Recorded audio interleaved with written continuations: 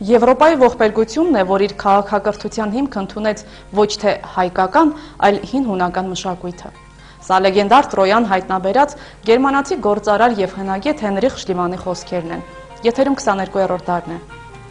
Շլիմանը ոչ միայն հավասարեցնում էր երկու մշակույթները, այլև նախապատվությունը տալիս էր հայկականին, ասելով, որ Հայաստանը հնդեվրոպական քաղաքակրթության օրանն է։ Մարզկությանը միշտ էլ հուզել են այն հարցը, թե ով ենք մենք, որտեղից ենք եկել եւ ուր ենք գնում։ Մեր ակունքների որոնումների ընթացքում գիտնականները միշտ էլ բախվում են բազում հիմնահարցերի հետ։ Օրինակ, որտեղ են ծագել կամ ի հայտ եկել հնագույն քաղաքակրթությունների եզակի գիտելիքները։ Տպավորություն է ստեղծվում, կարծես ակնթարթային հեղափոխություն է տեղի ունեցել։ Հայ հնայաբանների վերջին հայտնագործությունները կարող են առիթ տալ, որ մոտ ապագայում հին աշխարհի պատմությունը վերաշարադրվի։ Թեև 100 տարի է ինչ վերծանվել են թե շումերական, թե եգիպտական գրերը եւ ընթերցվել բազմաթիվ արձանագրություններ, սակայն առ այսօր անհայտ է, թե ովքեր եւ որտեղից են իրենց մշակույթը բերել Միջագետք եւ Նեղոսի հովիտ։ Որոշ գիտնականներ կարծիք են հայտնել, որ թե Միջագետքի եւ թե Նեղոսի հովտի քաղաքակրթություններ ստեղծողներն իջել են հայկական լեռնաշխարհից։ Հնագույն քաղաքակրթությունների ուսումնասիրությունների ժամանակ հաճախ Հայաստանն անտեսվել է, կարծես դուրս մնալով համընդհանուր պատմական շրջադարձերից։ Հետազոտողների հետաքրքրությունները համարյա միշտ սահմանափակվել են հիմնականում հին Միջագետքի եւ Եգիպտոսի տարածքների ուսումնասիրություններով։ Բնականաբար, հնարավոր չէր հին քաղաքակրթությունների կազմավորման գործում ամբողջությամբ բացառել Հայաստանի գործոնը։ Բավականին շատ էին ապացույցները, սակայն այս կամ այն պատճառով Հայաստանը համենայն դեպս դուրս էր մղվել հնարավոր առաջնորդների ցուցակից։ Պատմությունը միշտ եղել է քաղաքականացված։ Դա չի եղել քրոնիկա։ Դա չի եղել իրական փաստերի շարադրանք։ Դժբախտաբար ուժեղը թելադրել է իր պատմությունը իր ցանկացած ձևով եւ այդպես ընկալվել է մյուսների կողմից։ Ամբողջ ողբերգությունը այն է, որ մարդկության պատմության վերաբերյալ մեր ունեցած այսօրվա տվյալները ամենևին չեն համապատասխանում այն գրառումներին, որոնք հասել են մեզ։ Հրաշք է, որ մենք այսօր ունենք Մովսես Տորենացու պատմությունը ձեռքի տակ։ Հրաշք է, որ ունենք Կորյունի եւ մյուսներին, որովհետեւ մեկ թագավորից անցում է մյուս թագավոր, արդեն ջնջում էր անցյալի բոլոր իրողությունները։ Պարզապես ոչնչացնում էին, պարզապես անհետանում էր այդ ամենը եւ մեզ հասած տվյալները այս պահին չափազանց սուղ են։ Կան իհարկե գիտնականներ, ովքեր կարծիք են հայտնել այն մասին, որ հայկական լեռնաշխարհի նվաճումները մետալուրգիայի, ճարտարապետության, ռազմական գործում, գինեգործության ասպարեզում ներմուծվել են Ասորեստանում, Պաղեստինում, Եգիպտոսում եւ Հյուսիսային Կովկասում։ Օրինակ անգլիացի արևելագետ եւ հնայաբան Չայլդի կարծիքով հայկական լեռնաշխարհի մշակույթն իր ազդեցիկ հնությամբ եւ արժեքներով կարող է մրցակցել Միջագետքի եւ Նեղոսի հովիտների հնագույն մշակույթների հետ։ Տեխնիկական առաջընթացը երկարատև զարգացում է, որը պետք է արտացոլվի կիրառվող տեխնոլոգիաների էվոլյուցիայի մեջ։ Փուլային զարգացման գործընթացը պետք է արտացոլվի այս կամ այն քաղաքակրթության մշակութային շերտերում։ Այս մասին պետք է վկայեն գտածոները, որոնք կարող էին հնագույն հայտնագործությունների հիման վրա հաստատել այդ քաղաքակրթությունների հեղինակային իրավունքները։ Բացի այդ, վաղ ժամանակաշրջանում Միջագետքի, Եգիպտոսի եւ այլ երկրների առաջադեմ լինելու մասին վկայող իրերը հաճախ ներկրված են եղել։ Այդ են վկայում ճշգրիտ գիտությունների մեթոդների կիրառմամբ իրականացված լաբորատոր հետազոտությունները, սպեկտրալ, ռադիոկարբոնային։ Այնպիսի տպավորություն է ստեղծվում, կարծես մինչև այժմ հայտնի առաջադեմ քաղաքակրթությունները սնվել են ինչ-որ անհայտ աղբյուրից, որն ապահովել է նրանց մշակութատեխնիկական աճը։ Ժամանակն է, որ մենք թողնենք դասական պատմության այդ շղթաները, կոչումների այդ տարօրինակ եւ դաժան համակարգը, որը մի կողմից ճիշտ է, մյուս կողմից իսկապես սպանում է ճշմարտությունը։ Եվ փորձենք գտնել ճշմարտությունը պատմական անցյալի այս բոլոր էջերի մեջ։ Կարծես թե տարբեր ժամանակներում, տարբեր մարդկանց համար, տարբեր քաղաքակրթություններ հենց նվիրվել են։ Նվիրվել են բուրգերը, նվիրվել են աստեկական բուրգերին, նվիրվել են հանկարծակի լիքը գիտություններ, հետո այդ գիտությունները ժողովուրդը կարողացել է պահպանի կամ չի պահպանել ու գնացել է։ Ինչ-որ տարօրինակ տեսակետներ կան, բաներ կան, տեսություններ կան, որ քաղաքակրթությունները ծնվում են, հետո մահանում են։ Պատմաբաններին միշտ էլ հուզել այն հարցը, թե որտեղից են սկիզբ առել այդ զարմանահրաշ գիտելիքները։ Որոշ պատմական աշխատություններում ներկայացվում է, իբր հայ ժողովուրդը կազմավորվել է մեր թվարկությունից առաջ 6-րդ դարում։ Հայ ժողովրդի կազմավորման մեր թվարկությունից առաջ 6-րդ դարը մեր տեղական որոշ պատմաբանների մատուցմամբ սովորեցնում են նաև Հայաստանի դպրոցների 6-րդ դասարանի աշակերտներին։ Հայոց պատմության դասագրքում կարդում ենք, որ հայ ժողովրդի երկար դարեր տևած կազմավորումը ավարտվել է Երվանդունիների օրոք, այն է Քրիստոսից առաջ 6-րդ դարում։ Բայց կան նաև այլ տեսակետներ։ Հայաստանի բուհերում հայ երեխաներին դեռևս շարունակաբար սովորեցնում են, որ քաղաքակրթությունը ծնվել է երկրորդ հազարամյակում, երբ եգիպտացի խորամանկ լավ տղաները հանկարծ ստեղծեցին հողագործություն եւ անասնապահություն։ Շատ տխուր է, որովհետեւ Քեմբրիջում եւ մյուս համալսարաններում իրենց երեխաներին ճշմարտությունն են ասում, որ հայկական լեռնաշխարհում էր ծնվել թե անասնապահությունը, թե հողագործությունը, թե տեքստիլի արդյունաբերությունը, թե քարի մշակումը եւ այնտեղից միայն մետաղների այդ արվեստը, ճարտարապետությունը, շինարարությունը շարունակաբար իջավ ներքև, ստեղծեցին նոր քաղաքակրթության օջախներ, այդ թվում Շումերը, այնուհետև Եգիպտոսը եւ այդ ամենը այստեղից է գնացել։ Մեր երեխաներին կարծես թե տաբու է դրված, չի կարելի նրանց իմանալ։ Բայց չգիտես ինչու, Անգլիայում սովորող մանուկը կարող է ճշմարտությունը իմանալ։ Մերը չի կարող իմանալ։ Խնդրեմ, նայեք սա։ Պարզ երևում է, որ քաղաքակրթության սկիզբը այդ լուրջ գիտական հաստատությունում ֆիքսում են հայկական լեռնաշխարհից։ Իհարկե որևէ տեղ չեն գրում հայկական լեռներ կամ լեռնաշղթա կամ բարձրավանդակ։ Չգիտես խի հայ բառից բոլորը խուսափում են։ Գրում են, ասենք, թե Արևելյան Անատոլիա կամ նմանատիպ արտահայտություններ են թույլ տալիս։ Այնինչ սա Արմենիան մաժորն ու մինորն է իր հետ։ Ամբողջ խնդիրը այն է, որ հենց իրենց իսկ արդեն իրենց իսկ տեղեկատվությամբ այլևս մարդկային քաղաքակրթության պատմությունը գնում է դեպի արենի քարանձավ, արդեն 6-7 տարի, իսկ շուտով վստահաբար եմ ասում, որ հնագիտությունը կտանի 12-13 հազար տարի Քրիստոսից առաջ, որպես քաղաքակրթություններից մեկի պիկը, որից հետո այն անկում ապրեց ու նորից վերապրեց իր նոր զարգացման փուլը մեր թվարկությունից առաջ 7-րդ հազարամյակում հայկական լեռնաշխարհում, որից տարածվեց Եվրոպա, մինչև բրիտանական կղզիներ 4-րդ հազարամյակում եւ այլն։ Հիմա արդեն գրում են այդ մասին։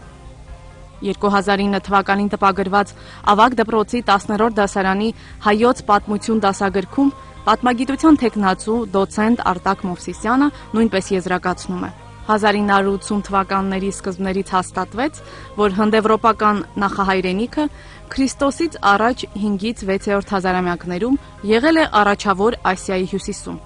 ավելի որոշակի հայկական լեռնաշխարհում, Փոքր Ասիայի արևելյան շրջաններում, հյուսիսային Միջագետքում եւ իրանական Սարահարթի հյուսիս-արևմուտքում։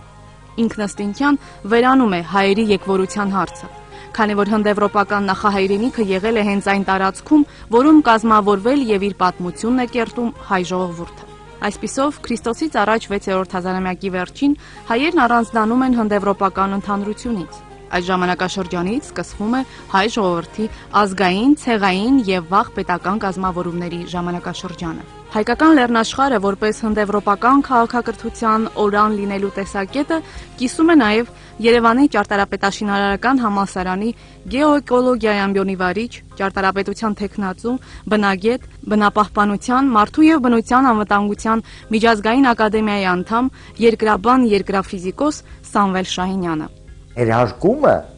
որը պարզ երևում է շումերական սալիկներից, երբ նրանք գրում են, որ Հայաստանը հենց այն երկիրն էր, որտեղից իրենք անընդհատ ստանում էին բացի գինուց, քարից եւ այլն, լեռների քարից։ Ամենակարևոր բանը ուսուցչապետերը ստանում։ Ուսուցչապետեր ու պատրաստ էին ամեն ինչից հրաժարվելու, միայն այդ դասախոսները, ուսուցչապետերը գնային Հայաստանից, որ իրենց ուսուցիչներին դասեր տային։ Այսա մեզ մտածելու տեղի կատարվում, բայց վստահաբար եմ ասում։ Այս բիոտոպը իսկապես հզոր էներգետիկ միջավայր։ Այստեղ իսկապես անընդհատ ծնվում են նոր մտքեր, նոր գիտական հայտնագործություններ։ Նայեք, բարձրապես թվաբանություն արեք, սովորական։ Ինչպես է պատահում, որ հայկական լեռնաշխարհից անընդհատ մտքի հոսքն է, արտահոսքում է։ Մտքի, խելքի։ Ինչ որ մի բան կա, որը հետազոտել է պետք, ինչ սարքավորումները ես չգիտեմ։ Բայց որ պատմությունը վերադառնում է ամեն անգամի շրջանից յուր, դա իրողություն է։ Որքան ուզում եք փնտրեք քաղաքակրթությունների սկիզբն ու վերջը, գալիս եք Հայաստան։ Հայ հնայաբանների վերջին տվյալները լրացնում են շատ բաց թողումներ։ Արագած լեռան հարավային լանջերին փռված տարածքում, որը հնուց ի վեր կոչվում է Նավեր, 1975 թվականին հայտնաբերվել են մեծ դամբարանադաշտեր, որոնց ժամանակաշրջանը թվագրվում է մեր թվարկությունից առաջ 3-ից 2-րդ հազարամյակները։ Այս առիթով Փենսիլվանիայի համալսարանի պրոֆեսոր հնայաբան Միշել Ռոդմանը, որ մասնակցում է Շենգավիթի պեղումներին, հայտարարել է, որ բոլոր փաստերը վկայում են, որ մոտավորապես մեր թվարկությունից առաջ 3-րդ հազարամյակում հին Հայաստանի մշակույթը տարածվել է ողջ աշխարհում։ Շենգավիթն ու Նավերը լրացնում են թերի մնացած այն օղակները, որոնց մենք բախվել ենք Միջագետքի մշակույթը ուսումնասիրելիս, ասել է Ռոդմանը։ Ամերիկացի գիտնականի խոսքը համընկնում է հին Միջագետքի աղբյուրների հետ։ Պոեմ Գիլգամեշի մասին, մեր թվարկությունից առաջ 3-րդ հազարամյակ եւ այլն, որոնցում խոսվում է այն մասին, որ Հայաստանից Միջագետք է հասել եւ տարածում գտել գիտության 5 ճյուղ՝ շինարարությունը, մետալուրգիան, հացի արտադրությունը, այգեգործությունը, գինեգործությունը։ Արենին գինեգործության հնագույն օջախներից մեկն է, եթե ոչ հնագույնը։ Աշխարհում շատ հնավայրեր կան, որտեղից գտնվել են գինու կարասներ,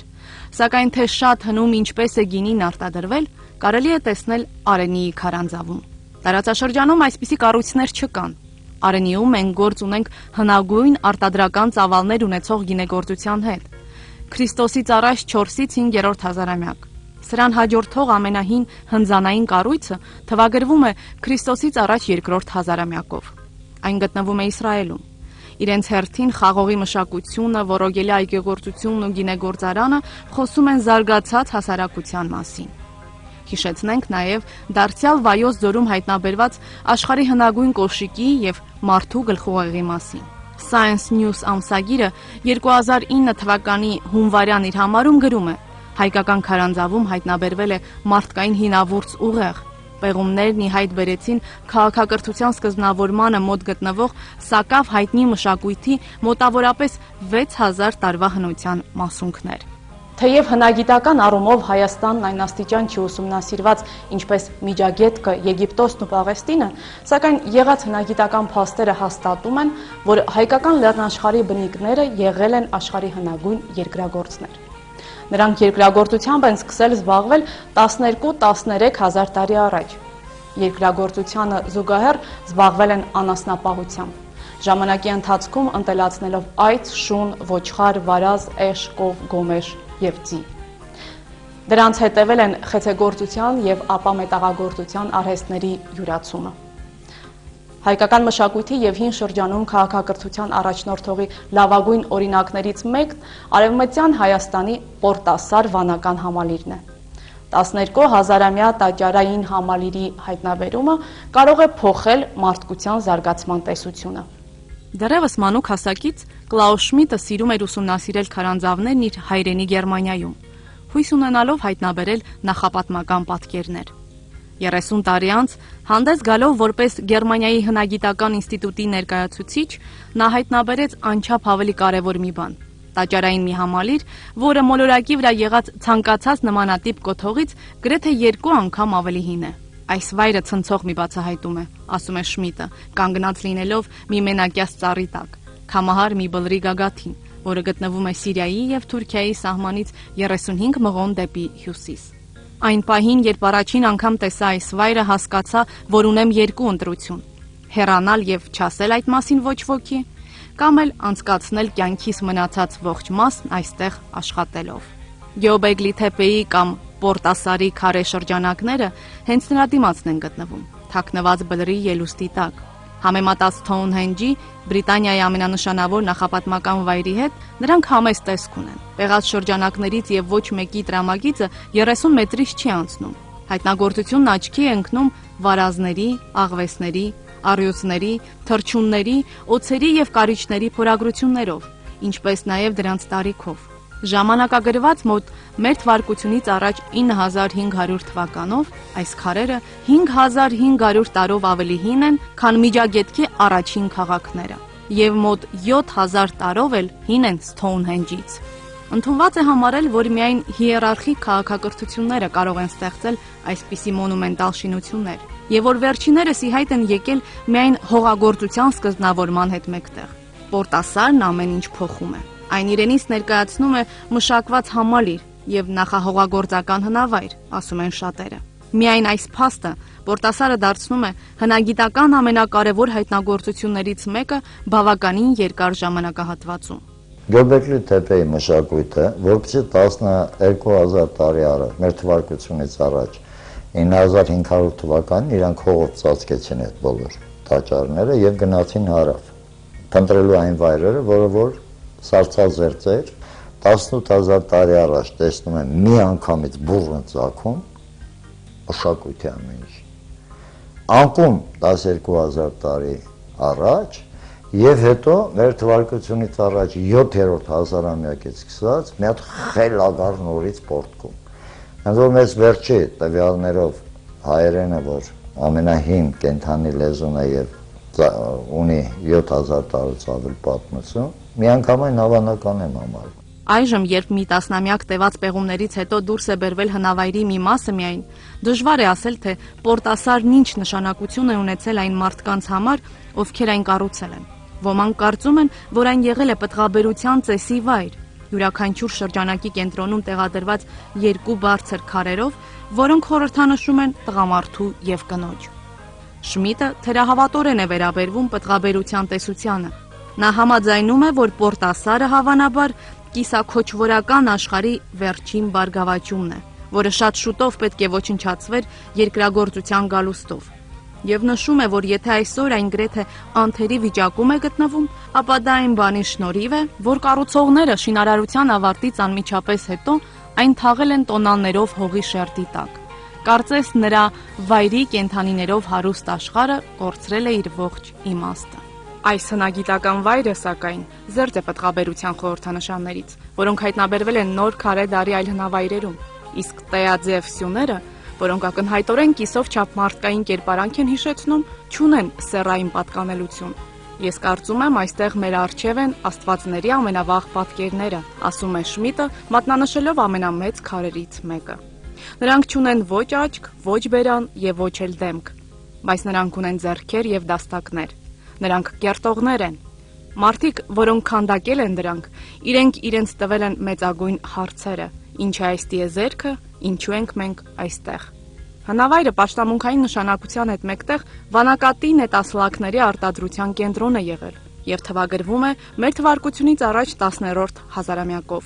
Համադրությունը հայկական լեռնաշխարհի ժայռապատկերների, քարե աստղադիտարանների եւ հնագիտական հուշարձանների հետ վկայում է, որ Պորտասարը հայոց Միջագետքի հարևան հնավայրերով մտնում է հայոց վաղագույն քաղաքակրթական զարգացումների ազդեցության ոլորտի մեջ։ Հենց որ Հայաստանից դուրս եկող